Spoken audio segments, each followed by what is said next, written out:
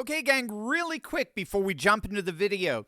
You may or may not know that I left academia a few years back for broadcasting, but teaching the next generation has and always will be on my heart. I've been broadcasting now through 3 election cycles, and I'm just sick at what the elites have done to our education system. So I decided to step up.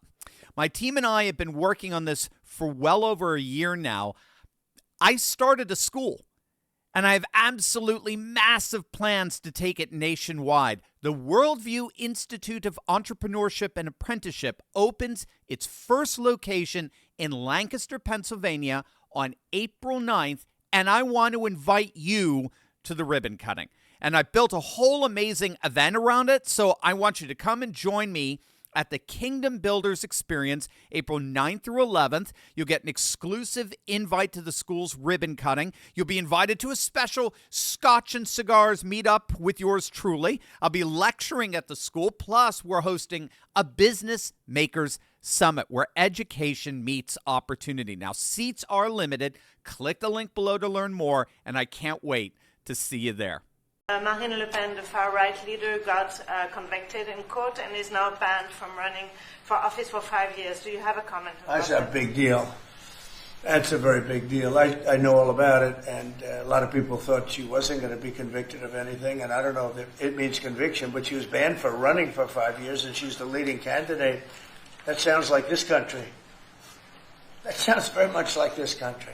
That's President Trump reacting to news that Marine Le Pen, who many would call France's Trump, has been banned from running for president in the next election. And Trump isn't alone. Leaders from around the world are up in arms against France and the concerning lawfare trend where courts are increasingly interfering in European elections. Hey, gang, it's me, Dr. Steve, your patron professor, and we're going to see the latest on the massive worldwide backlash against the French court that banned Marine Le Pen from running. But first, gang, let's give a huge shout out to a brand new product from a longtime sponsor of this channel, and that's SleepX from Black Forest Supplements. Now, if you have a hard time getting to sleep at night like I do, this is an absolute game changer. Here's Dr. Andrew Huberman, a neuroscientist and tenured professor at Stanford University, recently revealing what he calls his favorite sleep cocktail. My favorite sleep cocktail, based on really good, solid, peer-reviewed science,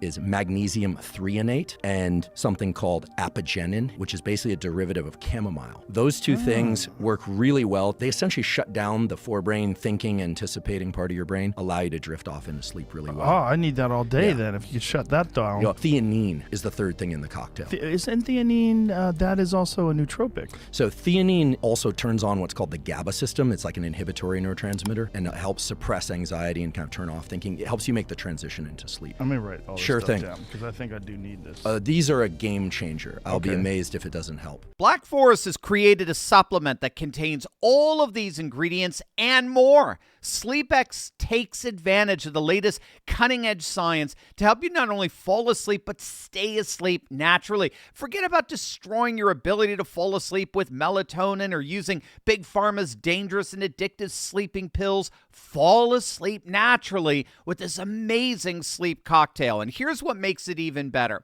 I worked out an exclusive offer with my guy at Black Forest Supplements to hook you up with 40% off for the next 48 hours. You heard that right. 40% off for the next 48 hours. But this stuff always sells out, so don't wait. Click on that link below right now and take advantage of this launch day deal, since they said it's never going to be this cheap ever again. Click on that link below right now and experience the best sleep of your life. Click on that link right now. Marine Le Pen is taking her fight to the French people.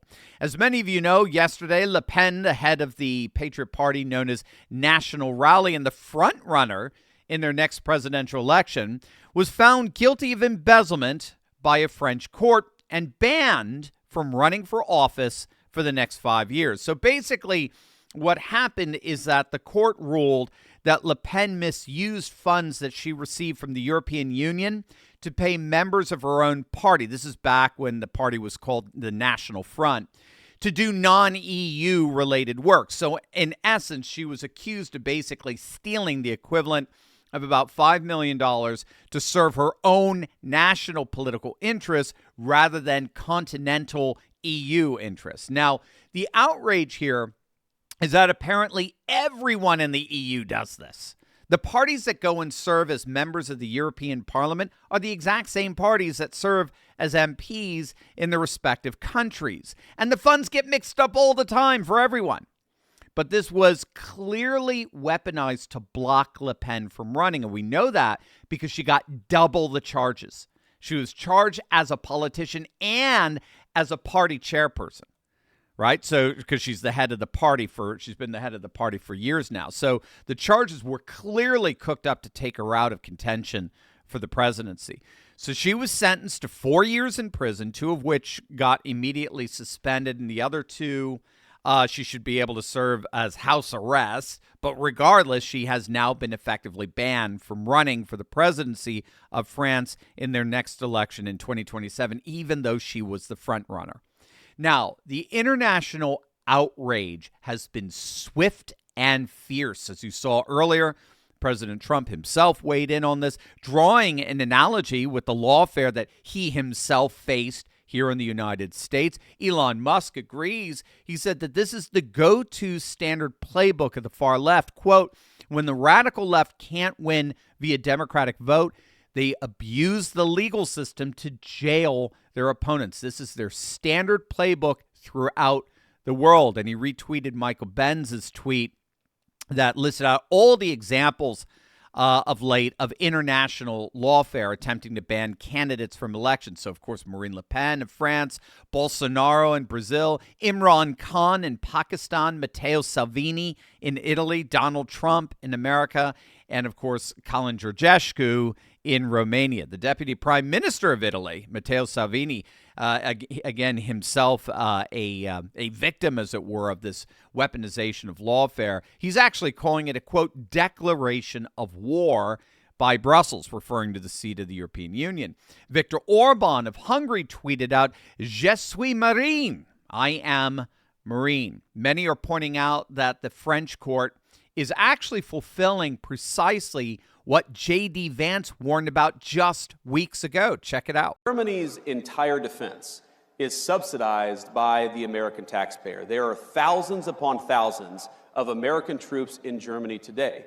Do you think that the American taxpayer is going to stand for that if you get thrown in jail in Germany for posting a mean tweet? Of course they're not. Right? So the point that I try to make to our European friends, and I think that they're our friends, I believe that, I know President Trump does, is that friendship is based on shared values. You do not have shared values if you're jailing people for saying we should close down our border. You don't have shared values if you cancel elections because you don't like the result, and that happened in Romania. You do not have shared values if you're so afraid of your own people that you silence them and shut them up. And yet, astonishingly, right on cue, the liberal left, if you can believe it, is actually trying to gaslight their dwindling audience that such lawfare tactics are perfectly compatible with democratic norms. I mean, look at this headline. If this isn't Orwellian, I frankly don't know what is. Look at this. Quote, Marine Le Pen verdict represents an effort to make democracy better in France. I mean, you can't make this stuff up. Banning a candidate, and not just any candidate, the front runner from a presidential election is, according to this borderline illiterate, an effort to make democracy better. France is making democracy great again by banning candidates, by deliberately interfering in who French citizens can or cannot vote for. That is democracy, the rule of the demos, the people. This is absolutely absurd. It's a parody of repulsiveness from an aristocratic elite who have completely lost the plot. Here's what's really going on here. It's long been recognized that the ruling class uses the term democracy in a very different way than we, the people, use it, which of course is ironic given that democracy means the rule of the people. But scholars make a distinction between what they call pragmatic democracy and redemptive democracy. So redemptive democracy involves true democracy, the democracy of the people, the demos, and it's considered in many ways a restorative democracy. So that's why they call it redemptive, in that it involves overcoming all these obstacles that constantly rise up to stand in the way of enacting the values, interests, and concerns of the people. So in other words, there are times when a majority has to rise up and restore a rule that honors and enacts the values, interests, and concerns of the people, which again is the very definition of democracy, the rule of the demos, the rule of the people. So that's what's called redemptive democracy. That is what we're about. That's what Marine Le Pen is about. That's what all the patriots in France are about. However, our elite, the aristocracy, the political class that infects so much of European and American politics, they are actively attempting to redefine democracy as involving solely what they as the permanent political class want. And that's what scholars call pragmatic democracy. I like to call it crap democracy or anti-democracy. So pragmatic democracy, bottom line, involves the various ways in which the ruling class, so our modern-day oligarchs, govern in accordance with their own values, interests, and concerns that are growing increasingly alienated from the values, interests, and concerns of the people, the demos. So we see this, for example, with the radical environmental sentiments of like a George Soros and the demons in Davos, right? Klaus Schwab and the WEF and the like. They actually make the argument, they openly make the argument that because the free will choices, the democratic choices of electorates have the potential of electing world leaders, populist world leaders, who are threats to the environment, a threat to the green policies that are supposedly saving the earth as they burn Teslas. Those populations cannot be allowed to vote for the politicians of their choice, precisely because such a choice could potentially destroy the planet. So to our elites, that's not democracy. The consent of the governed is not democracy. It's ecological suicide or ecocide.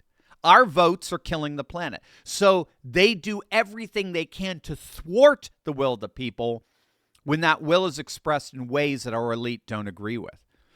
Hence why a court just canceled the presidential election in Romania. They nullified the first round of their elections and then canceled the second round because a populist candidate that they do not approve of came out of nowhere and was poised to win.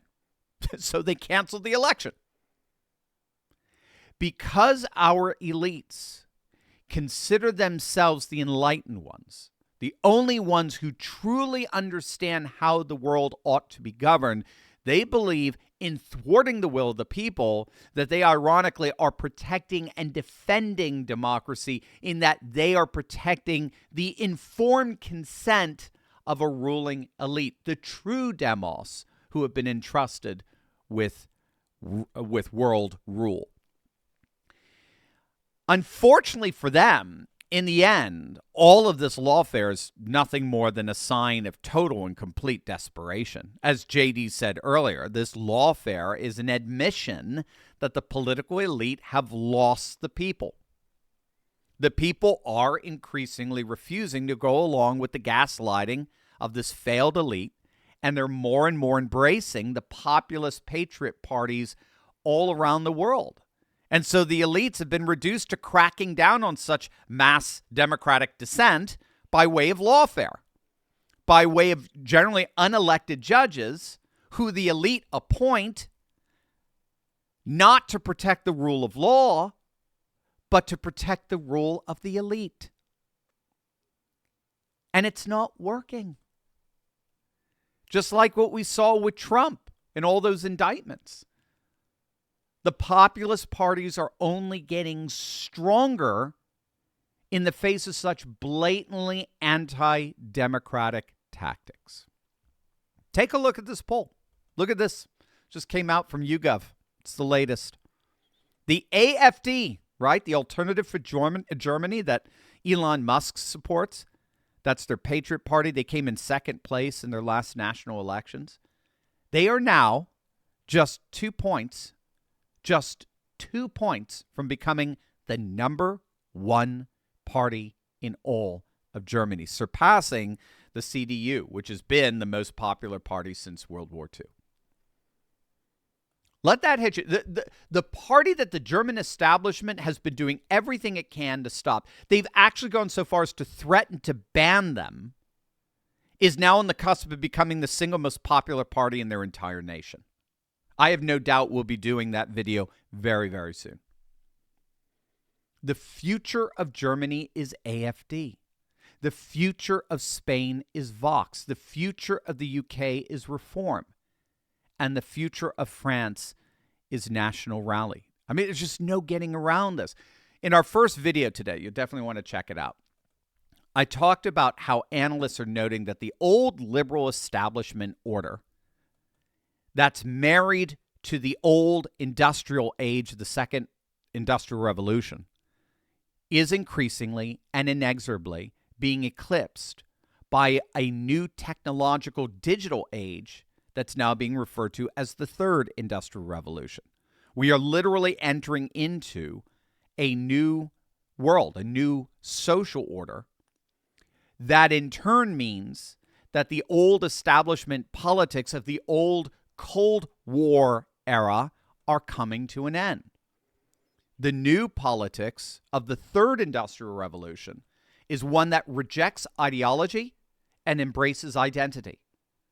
It's the new politics is one that rejects globalism and embraces nation, culture, custom, and tradition. This is the politics of the future. And no amount of lawfare ultimately can stop it.